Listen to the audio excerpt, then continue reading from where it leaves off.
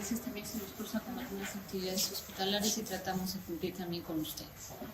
Bien, los temas que nos han asignado en esta tarde, soy la doctora Lara, trabajo en el Hospital Yanaguara, en el Servicio de Medicina.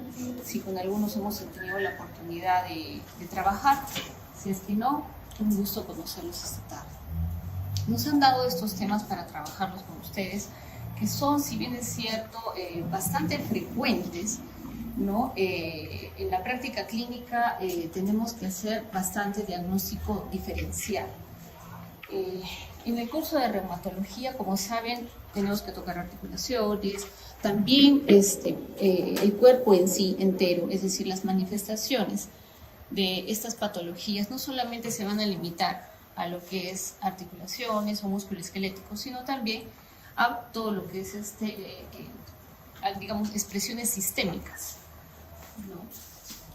En esta oportunidad nos toca hablar sobre el metabolismo del ácido úrico, que no vamos a hacer un detalle al respecto, pero sí es importante que sepamos que en el caso de la hiperuricemia, la gota, ¿no? Está en relación, como saben, al metabolismo del ácido úrico, y esto en relación sobre todo a pacientes con síndrome metabólico. Como ustedes saben, el síndrome metabólico es un problema el que encierra varios problemas, patologías. Y como les digo, esto va de un dominó, obesidad, ¿no? La obesidad nos lleva tal vez a una resistencia a la insulina, una hipertrigliceridemia, ¿no? Una hipertensión arterial, ¿no? Sumado además, ¿no?, este problema. Y entonces tenemos este síndrome metabólico en el que está inmerso este problema. Y dentro de las expresiones de ello, ¿no?, ante todo tenemos que reconocer nuestras articulaciones. La artritis, ¿no?, que ahora no nos toca llevar, tenemos que saber que tenemos varios tipos de articulaciones en el cuerpo, solamente para recordar. Sí, de artrosis que tenemos en el cráneo no son móviles, de artrosis sí, que son las que, digamos, en este caso nos va a importar este tipo de articulaciones, las de artrosis, las que tienen, digamos, movilidad, ¿no? Y las anfiartrosis, que son en el caso de los cuerpos vertebrales, que tienen una movilidad, pero no tan, digamos, expresa como las de artrosis, que es donde nosotros vamos a trabajar en estos problemas, ¿no? Entonces, como vemos, estas articulaciones móviles, por decirlo así, las de artrosis, nos facilitan el movimiento, nos permiten la locomoción, también amortiguar impactos por la misma estructura que tienen, nos dan estabilidad y además podrían proteger algunos órganos, como en el caso de la pelvis y del tórax, ¿no? Recordando un poquito la estructura de la articulación, o sea, ya la deben de conocer, tenemos que trabajar, recuerden, con la cavidad sinovial, ¿no es cierto?, y el líquido sinovial, que en este caso nos va a importar para poder realizar el diagnóstico en estos problemas, sea por gota, sea por una artritis, a veces también que no es inflamatoria, una artritis séptica, ¿no? El estudio de este líquido sinovial nos va a dar las luces para poder abordarlo, aparte obviamente de los antecedentes que vamos a tener con la historia clínica, ¿no? Entonces, ¿qué es una artritis? Según la Organización Mundial de la Salud, y en realidad no hay una definición fija de artritis, hay más de 100 afecciones reumatológicas en el que está inmerso el compromiso articular, ¿no es cierto?, donde hay ¿qué? Inflamación, dolor articular, rigidez de una o más articulaciones y que afecta la membrana sinovial, que es diferente a la expresión, como ya ustedes saben, de artrosis, que básicamente es una degeneración articular dada por el desgaste, el roce, ¿no es cierto? Entonces, ¿qué características tienen en general un proceso de artritis? ¿No? Tenemos que es una presentación aguda que puede darse dentro de horas a días, incluso hasta prolongarse en el tiempo, más de 15 días en promedio manejamos en medicina, ¿no?, en el que podríamos decir que es un proceso crónico, ¿no?, que puede prolongarse a través de las semanas, y como ven hay problemas como por ejemplo la artritis reumatoide, ¿no es cierto?, que esta se va a dar mucho más con el tiempo, ¿no? Puede ser monoarticular, oligoarticular, en realidad puede darse a cualquier nivel esta definición de artritis, ¿no? Esta puede ser simétrica o asimétrica y dependiendo de las patologías que ustedes ya van a, seguro en su momento, realizar, por ejemplo, la artritis reumatoide, que suele ser simétrica, ¿no es cierto? o migratorio, ¿no? Y esta artritis puede ser de un tono inflamatorio o no inflamatorio. Entonces, ¿quién nos va a dar esa diferenciación? Cuando, como les decía, el líquido sinovial es quien nos va a dar luces, el estudio del líquido sinovial.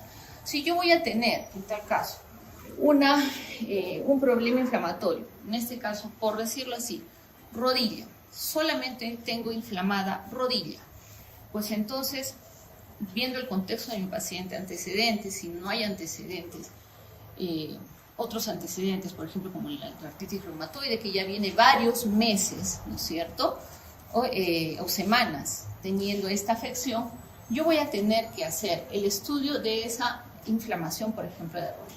Voy a tener que hacer un estudio que se llama artrocentesis, estudio del líquido sinovial para poder determinar. ¿Y quién me va a ayudar? Eso, el conteo de los leucocitos a nivel de la articulación, que van entre 200 a 2000, ¿no? El rango normal. Y si es más de 2000, diré que es un inflamatorio. Y menos de 2000, una no inflamatoria. Entonces la gota, dentro de las enfermedades que podría dar esta expresión de artritis, ¿no? Se le llamaba también la enfermedad de los reyes. ¿Por qué? Porque los reyes, ¿no?, en el siglo XV, XVI, ¿no?, como ustedes saben, en el viejo mundo, ¿no?, se alimentaban opíparamente, y entonces, producto de esta alimentación, ¿no es cierto?, tan rica, y hasta ahora la podemos ver, entonces empezaban a presentar este cuadro. Entonces, desde entonces ya empieza la descripción de este problema, ¿no? Entonces, en el caso específico de la gota, podemos decir en tal caso que es una enfermedad crónica inflamatoria, es decir, no es de un día, no es de 2, no es de 3, ¿no es cierto?, por depósitos de cristales de urato monosódico. Los cristales de urato monosódico, como saben, son producto del metabolismo de las purinas, en este caso por la ingesta de las carnes que tenemos, o de algunas, por ejemplo, también menestras que son ricas en ácido, ¿no? Entonces, ¿estas dónde se van a depositar? ¿Y por qué en estas zonas articulares? ¿Por qué se da esto? Porque estos uratos monosódicos son fagocitados y tienen, digamos, cierta predilección justamente por las zonas donde hay bastante contenido glicoproteico, y esto se da mucho a nivel de las articulaciones, de los tendones. Entonces es allí donde se produce justamente este fenómeno. Y sobre todo tiene también predilección de depositarse también en zonas con baja temperatura. Y es por eso que tenemos como expresión, en el caso de gota y el ataque de gota típico, a veces incluso debut, en la articulación del primer dedo del pie. Justamente porque esto es distal, ¿no? La circulación es terminal, ¿no? Hay predilección por la baja temperatura, poca circulación, ¿no es cierto?, rico, como le digo, en los tejidos, ¿no?, porque es una zona del pie que tiene que sostener el cuerpo, entonces hay bastante material de colágeno, proteínas y todo lo que tenga que ver allí como parte de la estructura, ¿no es cierto? Y es entonces, por eso es que tiene esa predilección por esa zona, ¿no? Y esto obviamente está asociado a una hiperuricemia sostenida. O sea, que si yo como rico y tengo mi ácido úrico elevado, no necesariamente voy a hacer un problema de gota. Le llamamos gota cuando ya, entre comillas, se ha expresado, ¿no?, con este ataque, entre comillas, de gota en la articulación inflamatorio, en la articulación del primer dedo, ¿no? Cuando hay una hiperuricemia sostenida, puede o no darse este ataque de gota. O sea, yo puedo tener ácido úrico elevado, hago gota o no hago gota. ¿Eso de qué depende? De la expresión de mi cuerpo, ¿ya? Entonces, ¿en quiénes está más frecuente? Mayores de 75 años, pero en realidad esto es según la literatura, digamos, un poco antigua, por decirlo así, porque ahora vemos en la consulta jóvenes de 30, 40, 50 años que ya tienen esos problemas de gota, de ataques agudos de gota. Incluso, no yendo muy lejos, antes las colelitiasis, ¿no?, eran en adultos mayores o mayores de 50, 60 años. Vemos ahora chicos que ya se operan a los 13, 14 años por colelitiasis. Entonces, ¿qué pasa? Ustedes saben que los cálculos en vesícula son producto del metabolismo de los ácidos biliares y estos vienen de la ingesta de grasas, colesterol, que está en su metabolismo, ¿no es cierto? Imagínense un chico de 13, 14 años ya con cálculos en vesícula. Jóvenes ya también incluso de 20, 30 años que pueden cursar con estos ataques. Y como les decía, está muy asociado con el síndrome metabólico. Esto es importante, porque si yo tengo a mi paciente que está con sobrepeso, hipertenso, resistencia a la insulina, hipertrigliceridemia, también hay que indagar en este paciente los niveles de ácido úrico. Y se ha visto asociado a los pacientes hipertensos en un gran porcentaje, un 70-80%, que tienen hiperuricemia.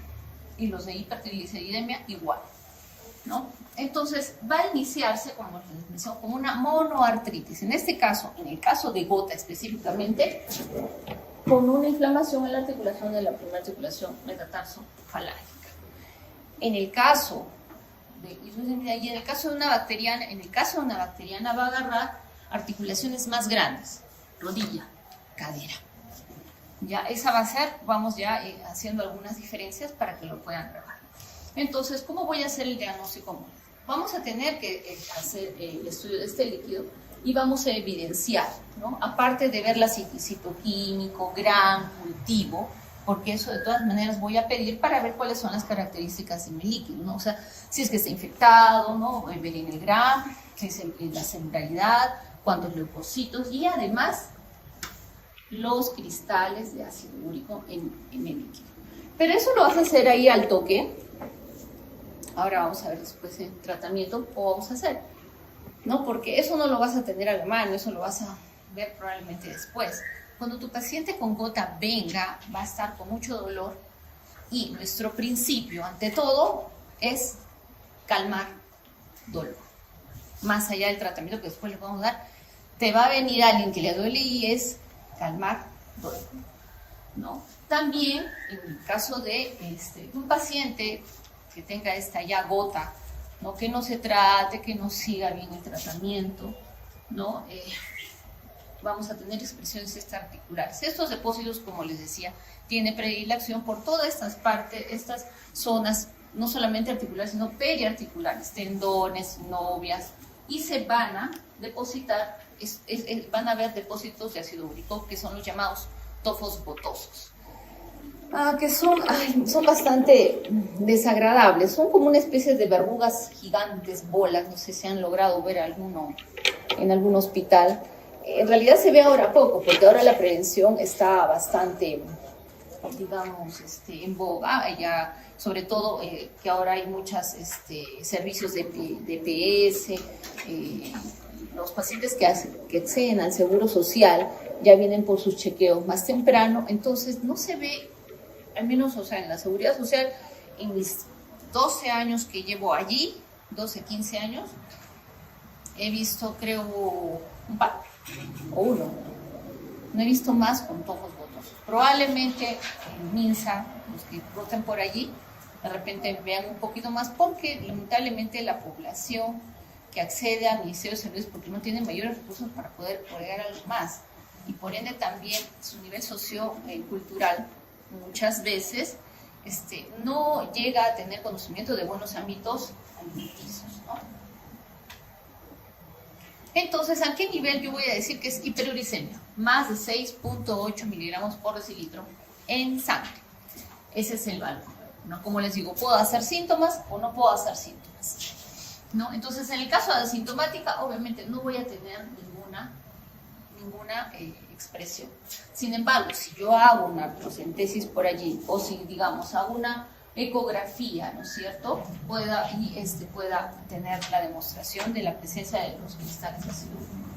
Y obviamente, en el caso de que sea sintomática, ya acercándonos, digamos, a una gota, como ven, hay un aumento de volumen, ¿no? Acá tenemos, esto es un tofo botoso, incluso ven como que si estuviera saliendo pus. En realidad es la secreción, son los cristales, que salen como una especie de secreción, incluso queda como un polvito brillante de los cristales, como un polvito blanco, ¿ya? Entonces, ¿qué vamos a tener? Dolor, aumento de volumen, limitación funcional, y es lo que vamos a tener como el ataque de gota. tenemos entonces, de acuerdo al metabolismo del ácido úrico, vamos a tener una gota primaria o una gota secundaria. En el caso de la primaria, básicamente va a ser un aumento en la producción del ácido úrico. Esto es mínimo. La mayoría va a ser en realidad por un compromiso renal. El ácido úrico se excreta por vía digestiva y por vía renal. La mayor es por vía renal. Entonces, si yo voy a tener un paciente con compromiso renal, definitivamente va a tener hiperuricemia. Entonces, por eso entenderán, ¿no?, que muchos pacientes con insuficiencia renal terminal vienen tomando alopurinol y colchicina. ¿Por qué? Justamente por esto, ¿no? Porque la parte de la excreción está comprometida y tengo que bajar esos niveles de ácido úrico. En el caso de una gota secundaria, se debe más que todo no tanto al metabolismo interno ni a la excreción, sino a la ingesta, al ingreso. En este caso, una dieta rica en purina, rica en carnes rojas, ¿no es cierto? Y sobre todo que también esté relacionado con otras enfermedades. Por ejemplo, puede ser psoriasis, otras reumatológicas, enfermedades hematológicas y neoplásicas. Eso va a generar mucho movimiento del metabolismo de las purinas. Bastante recambio celular. Todo eso va a llevar a un aumento del ácido úrico. ¿Y esto dónde sucede? Pacientes con neoplasia.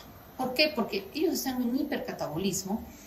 El cáncer es como un monstruito, como un Pac-Man. ¿Ustedes conocen los Pac-Man? ¿No? Entonces, algo así. Y entonces están con un metabolismo súper acelerado y por eso también mayor movimiento de esos metabolitos, ¿no? También los que tengan defectos congénitos, ¿no?, en las vías de las purinas, algo más,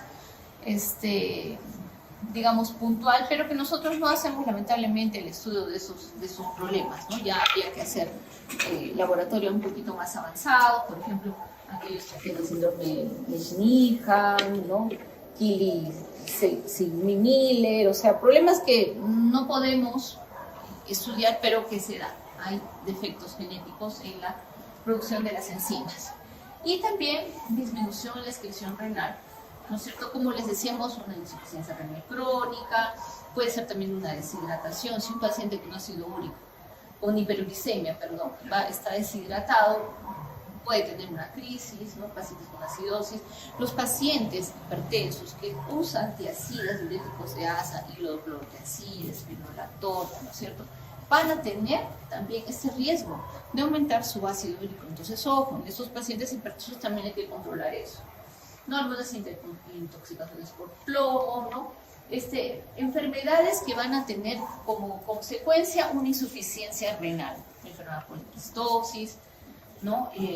Algunas endocrinopatías, ¿no? Entonces tenemos ¿qué los factores de riesgos que me van a llevar a la hiperuricemia? Síndrome metabólico, como estábamos mencionando.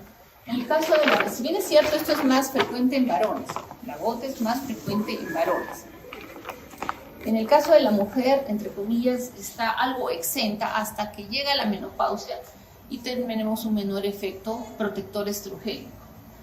Ya aumento del consumo de las carnes, consumo de alcohol también, obesidad, sigue siendo nuestra abundancia con síndrome metabólico, las enfermedades linfoproliferativas que mencionamos, medicamentos y defectos enzimáticos. Entonces, en el equilibrio del metabolismo del ácido úrico vamos a tener la ingesta, síntesis, que básicamente es escasa, es un 10% de lo que generamos. Y el problema básico va a estar más que todo a nivel de la excreción.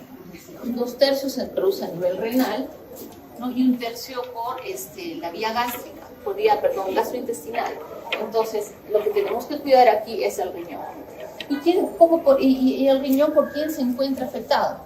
Por hipertensión, por diabetes, la misma hiperuricemia, ¿no es cierto?, que me va a generar también. Entonces, como les decía, ¿qué voy a esperar? ¿Qué voy a querer?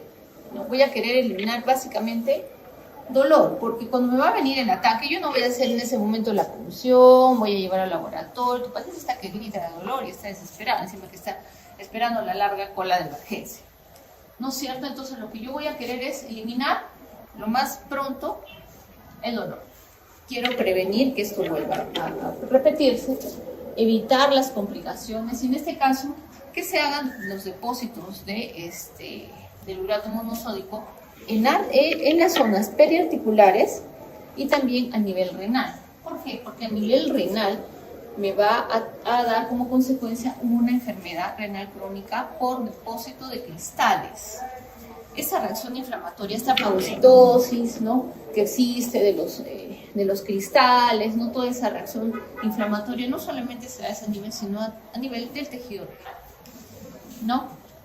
Entonces vamos a querer prevenir o revertir la comorbilidad también que exacerba la enfermedad, ¿no?, lo que estábamos mencionando.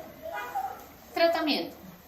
¿Qué voy a tener en primer lugar? Presencia, dolor, AINES, antiinflamatorio, el que tengas, para poderle, para ir calmando, al menos en emergencia, el dolor.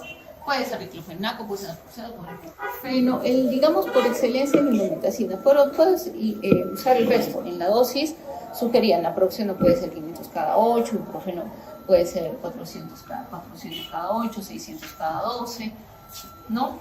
Puedes usarlo, pero como tú ya estás ahora en quinto, vas a tener en cuenta, pero doctora, y si tiene gastritis mi paciente, si tiene úlcera, exactamente, vas a tener que tener reparos con ese paciente para poder medicar, porque lo puedes hacer sangrar.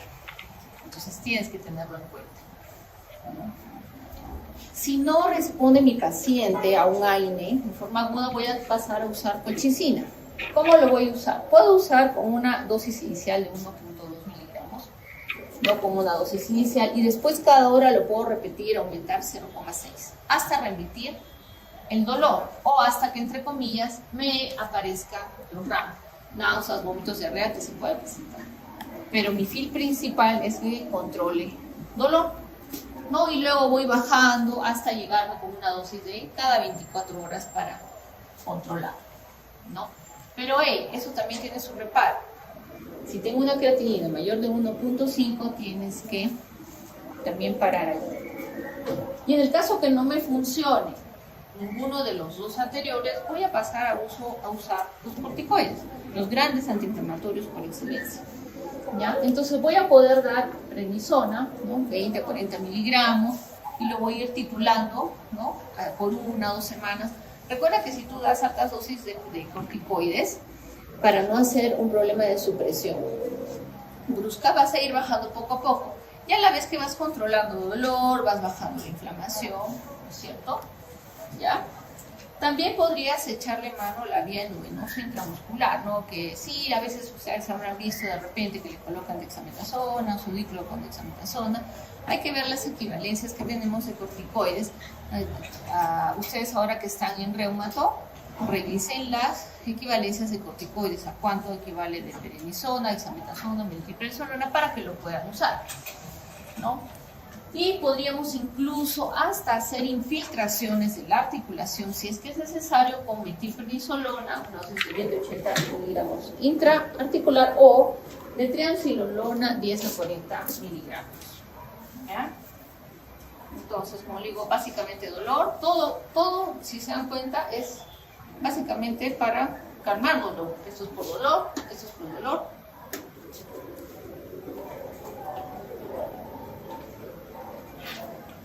Entonces acá tenemos una tablita donde vemos esas características del líquido sinovial, ¿no?, en algunas enfermedades reumáticas que ustedes van a tener, ¿no?, para poder hacer la diferencia, ¿no?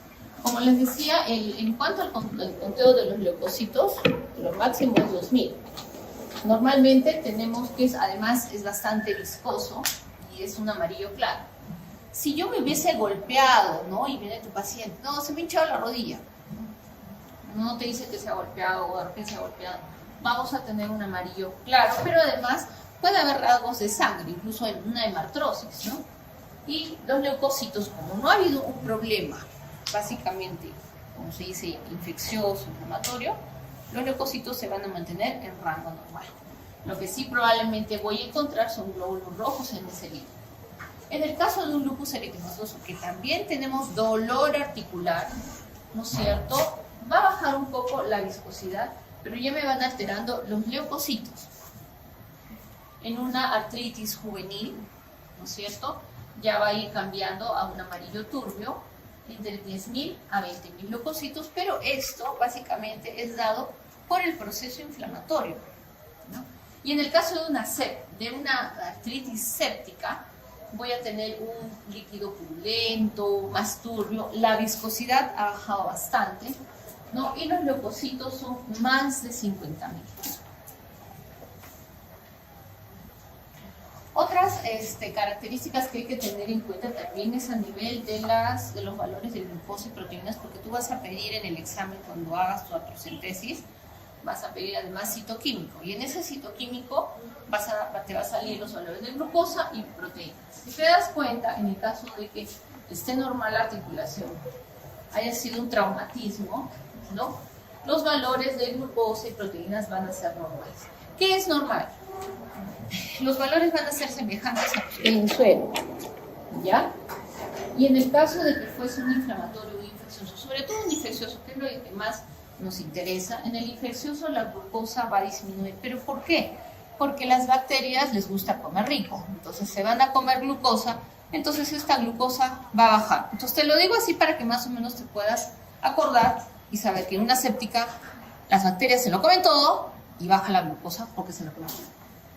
Algo así semejante con lo que es las proteínas, porque van a haber más productos nitrogenados, producto también del metabolismo de las mismas bacterias, recuerda. Entonces tus proteínas, al contrario de la glucosa, van a estar elevadas. Los cultivos te van a salir, en el caso, ya que haya sido por un traumatismo, un inflamatorio, en el infeccioso, sí, obviamente, te va a salir positivo. ¿No? Acá un ejemplo de cómo se puede abordar para hacer una artrocentesis. Puede ser para infiltración o artrocentesis, ¿no? Colocar la rodilla ya flexionada, casi entre 45 y 60 grados, ¿no es cierto? Y al costado de la rótula vamos a proceder a introducir nuestra aguja para hacer la aspiración. Obviamente preinfiltración de partes blandas con lidocaína, sin epinefrina, por favor. Hay otro problema que nos puede hacer confundir. Los cristales de urato monosónico no son los únicos que se van a precipitar. Otros en frecuencia también son los de hidrato de pirofosfato de calcio.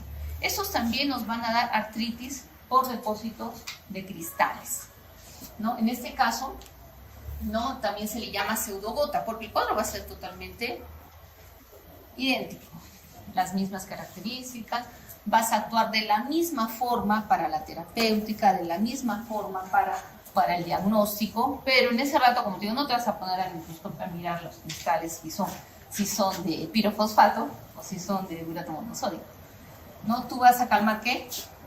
Dolor. Ya después vas a filosofar, harás tus estudios para poder confirmar y dar tu diagnóstico más fino. ¿Cómo, en qué los voy a diferenciar? En la gota, obviamente son cristales de urato monosódico. En la pseudogota, que se llama esto, ¿no? Pirofosfato calcio, en relación a las carnes, en relación al metabolismo calcio, lácteos, etc. ¿no? Los cristales son en forma de aguja, los cristales son en forma de rombo. Hay birefringencia negativa, birefringencia positiva. Los de gota son amarillos, y los de la pseudogota son azules, para cuando vayas al microscopio. Entonces, ¿qué es lo esencial para el diagnóstico de esto? Como les digo, es muy semejante al cuadro de la gota, no vas a poderlo diferenciar. Sin embargo, en cuanto a la presentación, en la gota, sí o sí, o con más frecuencia, es primer dedo. En el caso del pirofosfato son rodilla, cadera, en que se va a dar más frecuente la presentación, ¿no? Por eso dice acá, ¿no? Que imita mucho lo que es la gota, imita mucho la artritis reumatoide, pues entonces tú vas a también hacer una buena anamnesis en cuanto a la cronología de esta historia del dolor articular, ¿no? Esto lo vamos a ver, como les digo, con el aspirado de mi líquido, ¿no es cierto? Que lo voy a ver a microscopio, ¿no? Y vamos a ver con mi historia clínica y lo que vaya viendo, ¿no? Los factores de riesgo que vayan a estar asociados. Y en este caso también va a estar asociado a un hiperparatiroidismo. ¿Por qué? Porque está en relación al metabolismo del calcio. Acá tenemos algunos cristales, estos son de monourato sódico, de monourato, y estos son los de pirofosfato. Son espiculados, los otros más romboides, ¿no? Entonces acá también hay algunos criterios, ¿no?, para poder más o menos diferenciar. Vamos a ver depósitos, clasificaciones en rayos X, ¿ya? En el caso de la gota va a haber un proceso un poquito más inflamatorio y va a haber un poquito más de destrucción, como diferencia, ¿no? Hay clasificaciones a los rayos X, es decir, estos pacientes voy a tener que tomar mis rayos X, no me va a servir una tomografía, no tanto resonancia, sino con una humilde rayos X voy a ver estas clasificaciones a nivel de mis articulaciones, ¿no? Y como les decía, más son frecuentes en rodilla, cadera, ¿no? Y también podrían incluso cursar con fracturas, fragmentación de las partes óseas.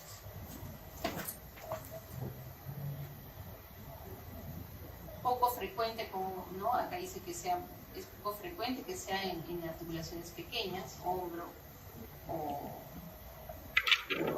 rodilla, ¿no?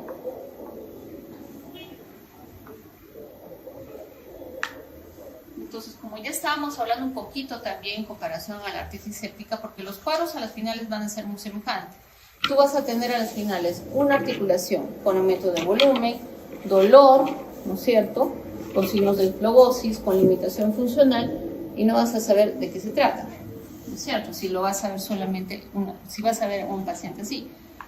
Te va a ayudar, obviamente, tu anamnesis, tus factores de riesgo y todo eso, para que te vayan orientando a tu posible diagnóstico. Entonces, en el caso de una artritis séptica, generalmente se da en menores de 5 años, pequeños, sobre todo porque los pequeños suelen tener complicaciones, a veces ellos se caen y cursan con hemartrosis, y a veces no se dan cuenta los pequeños, y a veces hay erosiones, ¿no es cierto?, se contamina, ingresan los gérmenes y pueden hacer problemas de artritis séptica, rodilla, ¿no? Y mayores de 80 años. Esto no es tan cierto de mayores de 60 años, porque como le digo, los rangos han variado bastante. Los pacientes cada vez hay más jóvenes con este tipo de problemas. Bajo nivel socioeconómico, como le digo, básicamente porque de repente no haya buenos hábitos de estilos de vida, ¿no? O sea, mala alimentación, ¿no? Sexo masculino. Que estén también en relación, como hemos visto, ¿no?, también con algunas enfermedades de inmunosupresión. Es decir, no cualquier persona le va a venir una artritis de articulación, ¿no?, una artritis séptica, ¿no? Tiene que tener algún grado de inmunosupresión. Y esto es, en primer lugar, diabetes. Como les digo a los chicos, todo le va mal al diabético, todo. Es peor que andar con tu nubecita negra, todo se complica, todo le va mal, ¿no? Pacientes que están con insuficiencia renal también son pacientes inmunodeprimidos, que tengan algún grado de inmunosupresión, enfermedades reumatológicas, sea la que fuese una artritis reumatoide, que estén con VIH, alguna leucemia, algún grado de inmunosupresión definitivamente va a ser un factor condicionante, ¿no? Que hayan, ¿no?, heridas, ¿no? Al perder la barrera de protección de la piel, es ingreso de bacterias que van a contaminar, ¿no?, fácilmente, ¿no?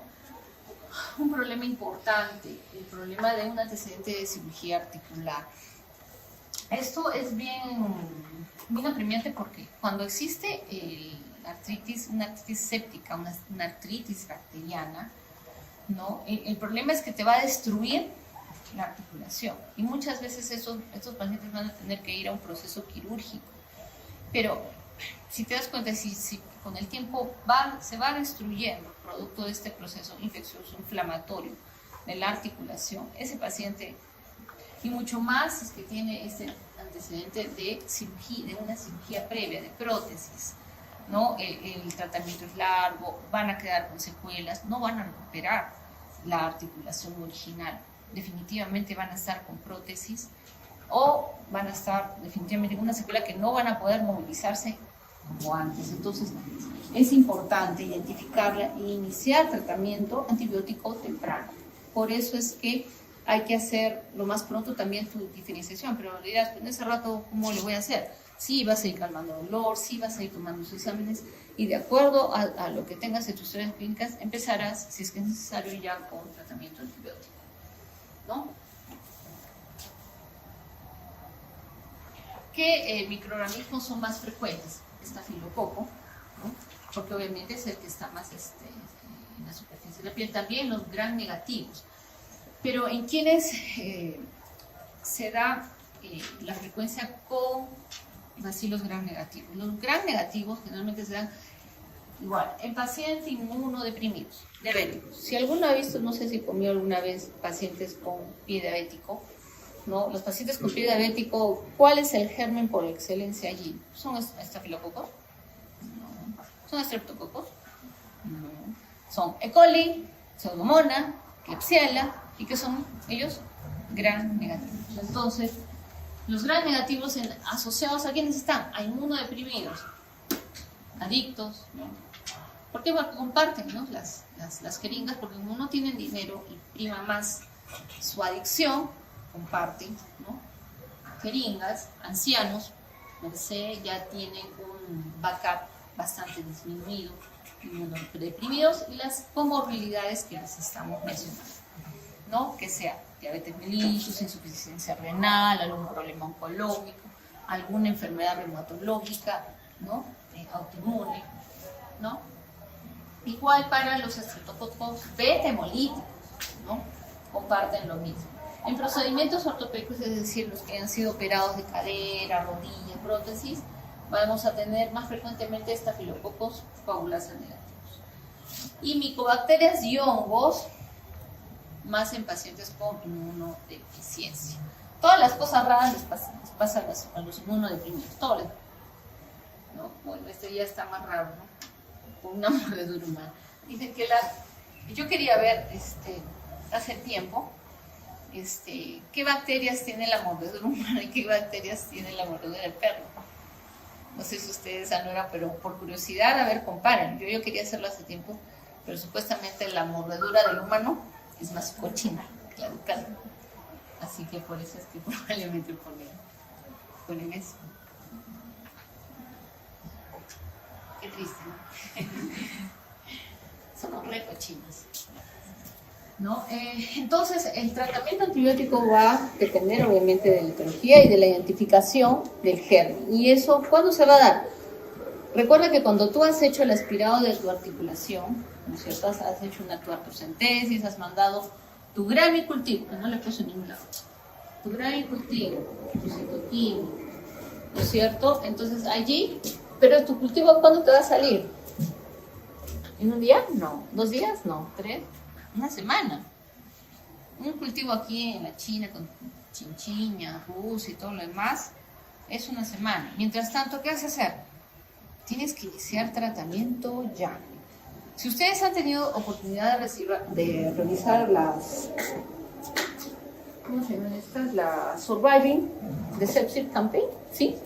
Ya. Entonces, digamos que eso lo podrías, ese criterio de inicio temprano de antibiótico lo aplicas en realidad para todo. Cuanto más temprano inicies tratamiento, mejor. Porque recuerda que lo complicado acá en la artritis séptica, en la artritis bacteriana, es que te destruye la articulación rápido. No es lo mismo que por ácido úrico, en que es un problema lento, ¿no? Porque como mal, ¿cuánto tiempo se con el ácido úrico elevado en sangre? Esto es un problema agudo. Esto es un problema que te va a destruir, te va a dejar secuelas en ese artículo. Por eso es la premura, ¿no? De intervenir rápidamente. Si tenemos gram negativos, podemos usar ceftriaxona, cefotaxima, ciprofloxacino, levofloxacino. En cocos gram positivos, las oxacilinas, puede ser hasta vancomicina. Si tiene insuficiencia renal, puede usar el linezolid, pero no es la gente, ¿no? Porque la gente y la mica son nefrotóxicos, ¿no? Pero si yo tengo un paciente con insuficiencia renal, pues entonces me iré al linezolid, ¿no? Y siempre, como saben, ¿no? Cuidando la función renal, de acuerdo a su... Hay 2 fármacos, bueno, en los que tienes que hacer corrección renal. Ya, y esto te lo digo con medicina interna porque tú vas a usar estos medicamentos. De aquí toditos, solo hay uno o dos en los que no vas a necesitar corrección renal para la depuración. ¿Cuál será? ¿Qué antibiótico? En el que tranquilamente lo puedes usar, muy al margen que tenga una creatinina de 2, 3, 4, 5 y no vas a necesitar corrección por depuración de creatinina. Hay dos en general, pero no acá hay uno. Son, para que se logre, porque son cosas que sí las tienen que saber muy al margen. Ceftriaxona y metronidazol no necesitan corrección para depuración, ¿ya? De acuerdo a su nivel de creatinina. Son los únicos que no vas a tener que corregir. Entonces, la humilde ceftriaxona, que la usan para las bronquitis, para las amigdalitis. Ay, la amoxicilina no me hace nada. Ay, la amoxicilina no me hace nada. Me tienen que poner ceftriaxona. Muchos de los pacientes vienen, le exigen, lo ponen en problemas al médico, ¿no es cierto? Porque dice de que le dieron amoxicilina, como si fuera mala la amoxicilina. Si tú usas bien los antibióticos, o sea, tú vas a ser sensible y vas a responder. Pero si tú estás usando, que me dio la gripe, no sé qué, te fuiste por tu ciprofloxacin, te fuiste con el ácido clavulânico y encima terminas como una humilde faringitis y terminas con la ceftriaxona, estás entrenando toda tu flora. ¿Ya? Estás entrenando, cuando te dé una mera no vas a tener que darle a ese paciente. Ese es el tema. No se dejen sorprender, por favor, porque estos medicamentos, muchos ya tienen bastante resistencia y es justamente por el mal uso de los medicamentos. Y eso parte básicamente en los procesos respiratorios, que no son los procesos más frecuentes, la gente se automedica. Hasta una vez encontré que estaban usando acitromicina 3 veces al día por 7 días.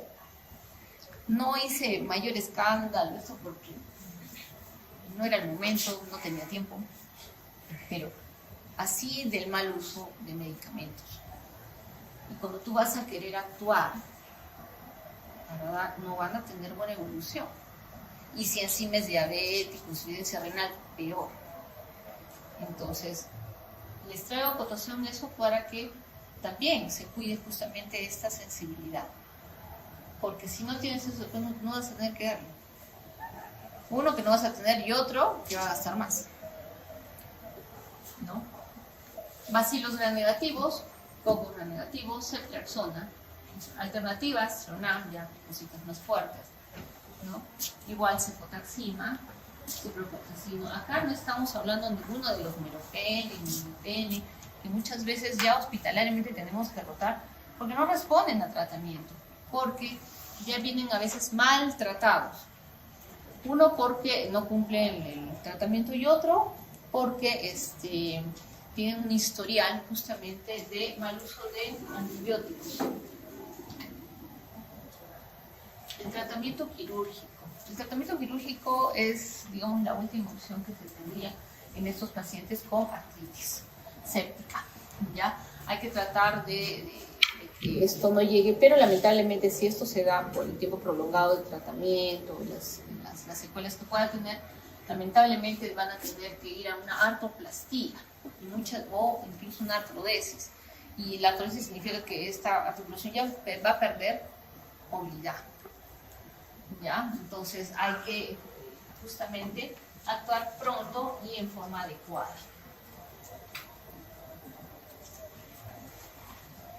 Han mencionado este síndrome, la verdad es que era relativamente nuevo para mí, el síndrome de activación macrofágica. ¿Alguna vez lo han?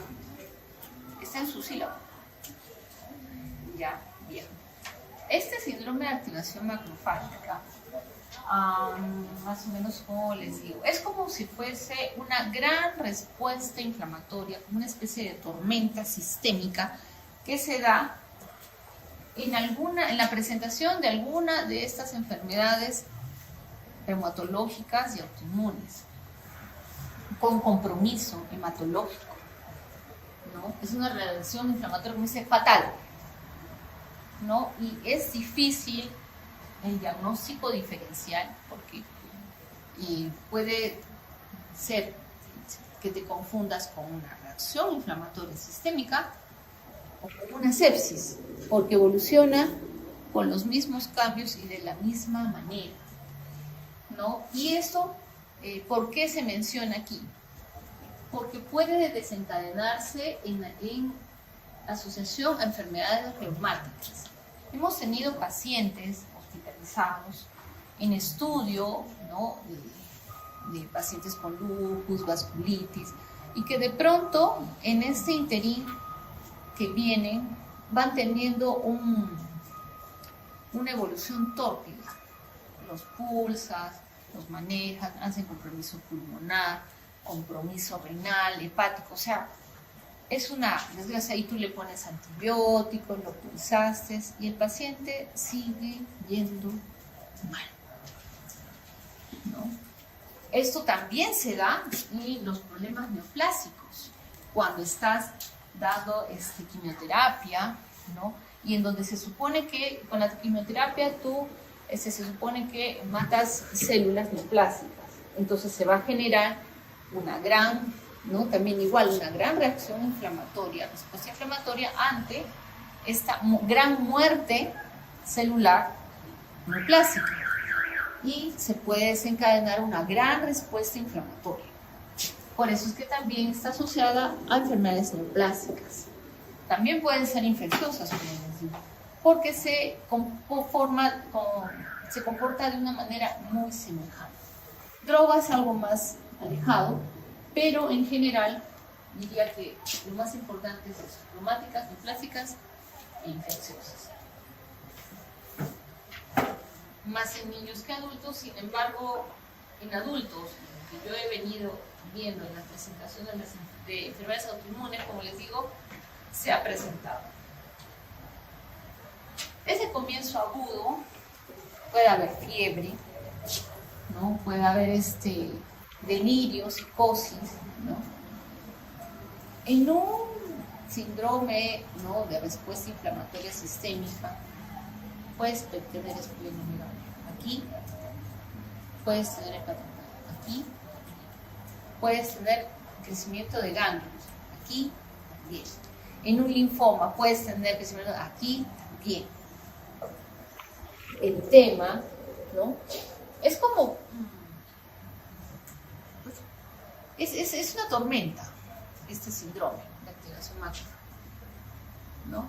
Hay disminución de la celularidad a nivel periférico, puedes tener anemia, trombocitopenia, leucopenia, una pancitopenia, ¿no? En una sepsis puedes tener pancitopenia, sí, puede haber por consumo trombocitopenia, puede haber leucopenia igual. O sea, es un cuadro bastante peculiar, que yo le he venido a ver hospitalario, pero no me lo enseñaron en el libro. En un CIRS puedes tener un perfil hepático alterado, TGO, TGP, se te pueden alterar. Cuando tú tienes un problema de CIRS, o una sepsis severa, se te pueden elevar también las enzimas hepáticas. En este SAM también. No está en una especie de limbo. Consumo de fibrinógeno, bien. Cursa con triglicéridos elevados, bueno, alteraciones en la coagulación, por lo mismo que hay un compromiso hepático, ¿no? Elevación del INR. Entonces, cuando tú tengas ese tipo de cuadros, tú vas a decir que hay un compromiso sistémico, ¿no? Ferritina elevada, ¿no? Que también los puedes tener, como le digo, no solo en esas enfermedades, y entre ellas las que llama la atención es la artritis juvenil. También se le llama a este SAM linfocitosis hemofagocítica, ¿ya? En que han sugerido también algunos marcadores para este cuadro. O sea, este SAM le han tratado de dar también ese nombre, porque justamente el problema se da a nivel de los linfocitos, ¿no? Y hay un marcador, ¿no?, que es este marcador 7763, por si acaso no lo voy a poner en el examen, no quiero que lo piensen. No, que están buscando marcadores más específicos, como verán el cuadro es tan bizarro, tan así, ¿no? Confuso, que se están buscando marcadores para poder diferenciar mejor este problema, porque está en un limbo entre este nombre de linfocitosis hemofagocítica y una gran respuesta inflamatoria multifactorial, ¿no? Acá hay otro marcador, que es este receptor soluble para el receptor de interleuquina 2, X2R, también como marcador, ¿no? Y como les decía, se puede confundir este cuadro con actividad de enfermedad subyacente o con una sepsis. Eso, cuando ven estos cuadros, realmente al médico le ponen entre el spa y la pared. Y donde hemos visto estos cuadros, justamente, como les digo, es en pacientes con enfermedades autoinmunes. Que hemos tenido un estudio de lupus, vasculitis, por ahí AR, no, que eso es vasculitis, no, que es AR, no, eso es lupus, peleándonos entre nosotros con todas estas características como han visto, pero que a las finales no sabemos qué hacer con el paciente, cómo detener esa tormenta.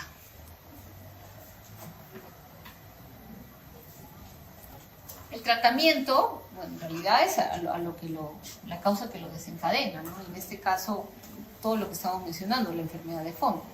Pero como no nos ponemos de acuerdo y estamos en un gran pozo, podemos usar de repente pulsos de metilprednisolona, el gran antiinflamatorio por excelencia, porque como les decía, en el caso de las enfermedades autoinmunes a los chicos, hay una gran respuesta sistémica, ¿no? Producto de este fenómeno autoinmune. Entonces, este fenómeno autoinmune se da en todo el cuerpo, que si más en el ojo, que si más por aquí, que si más en la articulación, que si los vasos, no sé qué. A las finales es sistémico. Y el problema se va a expresar donde al cuerpo, a la enfermedad le dé la gana. Hemos tratado, ¿no?, de ponerles casillas, ¿no? La casita del lupus, la casita de artritis, la casita de vasculitis, pero nada te dice que ellas se tengan que mezclar entre sí. ¿Quién dice que no se pueden mezclar? ¿Somos nosotros los que vamos a poder encasillar eso? ¿Nosotros vamos a dominar a la enfermedad? No, la expresión del cuerpo es como le dé la gana. Entonces, con eso quiero decirles que también amplíen su vista con las enfermedades reumatológicas, las autoinmunes, porque son sistémicas. Entonces no te encasilles o te trates sí, te vas a tener que grabar algunas cosas, pero también tener en cuenta que la aparición de estas expresiones autoinmunes van a ser en cualquier parte del cuerpo. Y vas a tener estos overlap, estos enfermedades de tejido mixto, eso hay un montón. Porque como te digo, las enfermedades autoinmunes a las finales, por ser sistémicas, van a aparecer donde quieran, ¿no? Pero tú dirás, ¿y ahora cómo se queda esta expresión? Ay, pero tiene esto y esto y ahora, pero salió negativo. Es así. ¿Ya? Entonces, a eso se debe de que al haber una gran inflamación en el cuerpo por esto, necesitamos un gran antiinflamatorio. ¿Y quién es este gran antiinflamatorio? Los corticoides. Como les digo, los corticoides lo cura todo. Entonces esto como una primera, digamos que nivel porque algo le tienes que dar a ese paciente. Se está incendiando el paciente, como ves, con todo lo que hemos mencionado. ¿No es cierto? De acuerdo a ello, si me responde, bueno, pasaré a vía oral, ¿no? Porque generalmente los pulsos de metilprednisolona en forma general los damos entre 500 a 1 gramo. Puede ser por 1 a 3 días. Y eso, como ven, ese esquema lo van a tener repetido en varias enfermedades cuando tú vas a apagar un primer incendio, el que fuese, ¿no? De estas enfermedades autoinmunes. Y en este caso de este síndrome que está dentro, ¿no? De ahí puedo pasar a una vía oral. Y en el caso de que no me funcione, ¿no es cierto?, voy a tener que pasar de repente a otros medicamentos como la ciclosporina, ¿no? para poder controlar justamente esta gran respuesta, ¿no? Porque, por ejemplo, en el caso de la ciclosporina es un efecto estabilizador de la membrana del macrófago, ¿no? Inmunoglobulinas también para ayudarle a tu cuerpito a defenderse, porque está en una tormenta, ¿no? En un incendio y le tienes que ayudar. También le puedes ayudar con inmunoglobulinas o el etoposina, ¿no? Y también hay otros que, bueno, esto no lo tenemos acá, que es la anakinra, un antagonista, receptor humano interleuquina. Es decir, como ven, tratando de actuar sobre mediadores inflamatorios. No hay algo en específico. Están tratando de actuar básicamente a ese nivel, ¿no? También terapia biológica, ¿no? Si tu paciente no responde, ya te tomaste todo, le diste le diste, ¿no es cierto? Nos queda, felizmente ya hay terapia biológica con muy buena respuesta, ¿no? Para poder controlar esta respuesta en tu paciente. Tocilizumab o algún sumab que exista, porque la verdad es que en realidad es lo que tengamos. Donde más trabajamos la terapia biológica es en el seguro, no sé si estén trabajando eso en MINSA, creo que sí. ¿Sí? ¿Alguno está en MINSA? En los hospitales ministerios no han escuchado si están usando terapia biológica. Me parece que sí, pero es reciente. En el seguro ya, al menos en Yanaguara, están trabajando ya un poquito más. Incluso tenemos una unidad que dejó el doctor Madariaga, ¿no, doctor Madariaga? Sí, ¿no es cierto? Entonces dejó felizmente, lo malo es que ya se fue de la institución. Creo que había mucho, que se satura mucho los sistemas públicos de salud. Y dejó una unidad para justamente pulsar, entre comillas, a los pacientes o recibir su medicación justamente para estos problemas.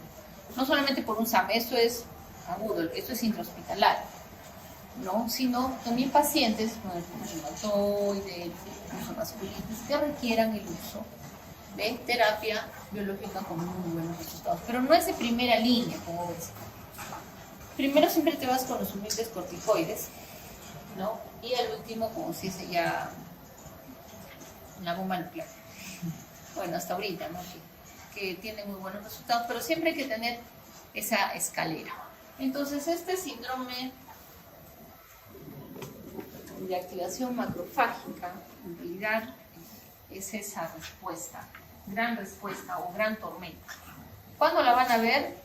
En realidad, cuando tengas a tu paciente y no sepas qué hacer, cuando esté en esa tormenta, ¿no? Porque cuando tenemos estos pacientes, se nos vienen con toda la expresión de enfermedad.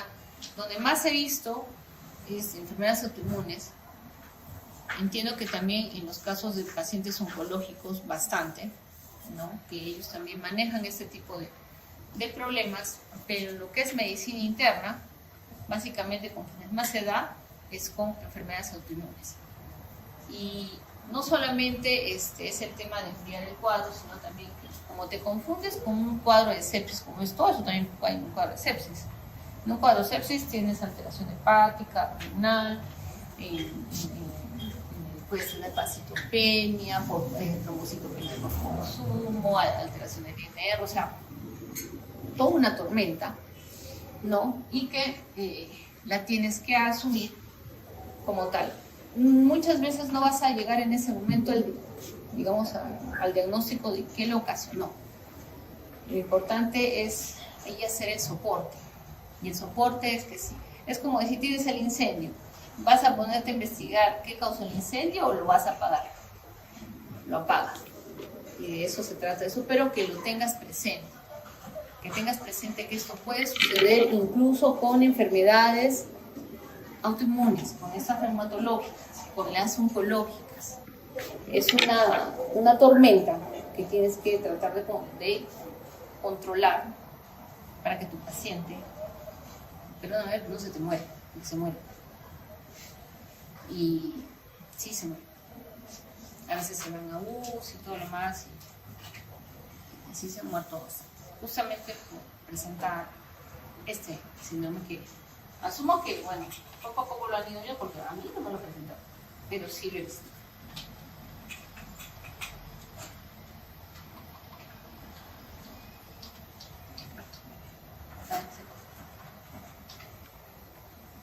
gracias chicos.